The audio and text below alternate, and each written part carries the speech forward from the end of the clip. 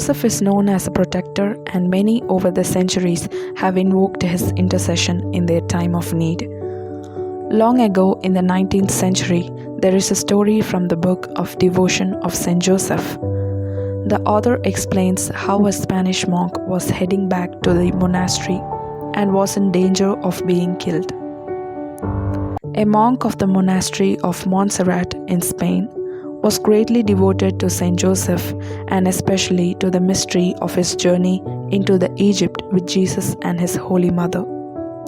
On one evening, it was quite late when he was returning to his monastery. He lost his way among the mountains. As night drawing closer on, he saw himself in danger of becoming a prey either to wild beasts or to the bandits who infested in the abandoned places.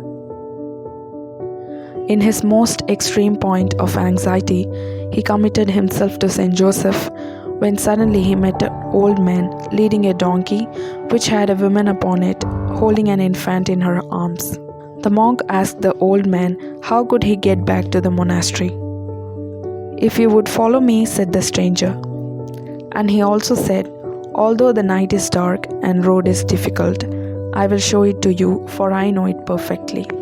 The strange old man, along with his donkey and the woman upon it, her baby, led the monk back to the monastery and then promptly disappeared.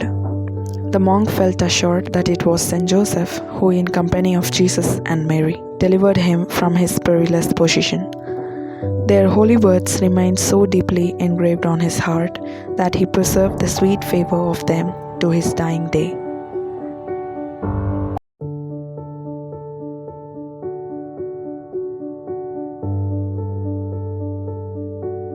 On June 7th of 1660, a shepherd of 22 years of age named Gaspard Richard was herding his sheep to the east side of Mount Basilon.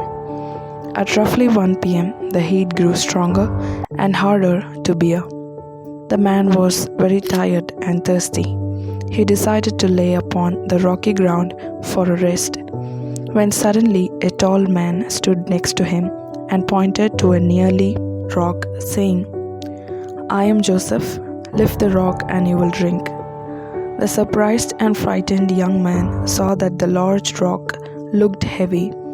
He told him that it would take about 8 men to move it, and he asked how he would be able to do this alone. Saint Joseph told him the second time to lift the rock. Gaspard obeyed and moved the rock, and he found fresh water flowing from underneath.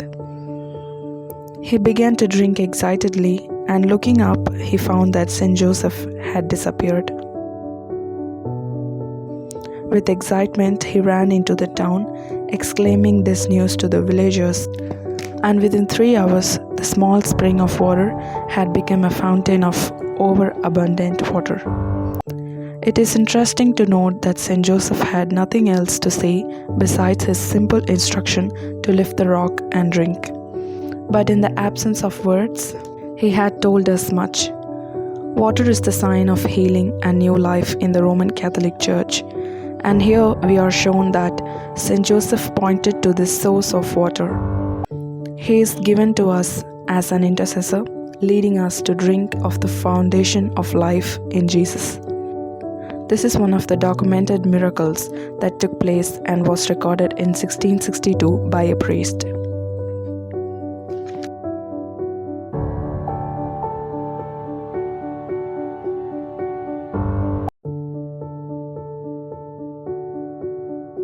The apparition of Saint Joseph to shipwrecked Franciscans off the coast of Flanders in 16th century.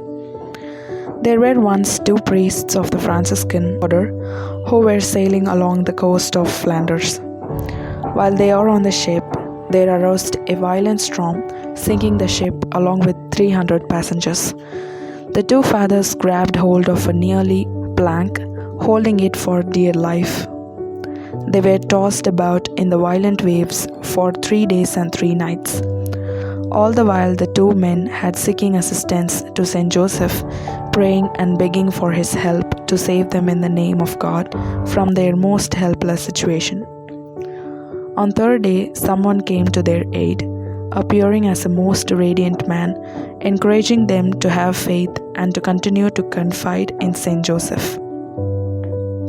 The mysterious man safely conducted them into a harbor. The priests were much relieved and happy.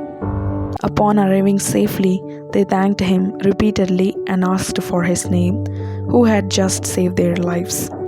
The man revealed to them that he was none other than Saint Joseph, the one whom they prayed all this time. The two priests, wanting to extend some form of honor and respect to the saint for all that he had done for them, asked what they could do to show their gratefulness.